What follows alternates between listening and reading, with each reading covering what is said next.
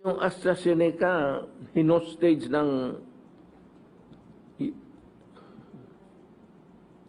European Union.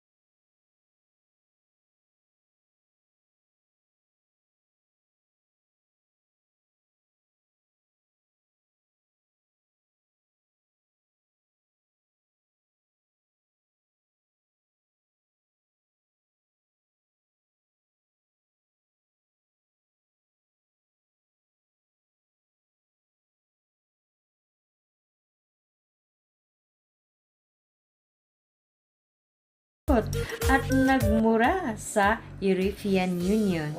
At agad naman nagpalabas ang paglilinaw ang European Union na hindi kasama ang Pilipinas sa pag-restrict nila ng mga bakuna.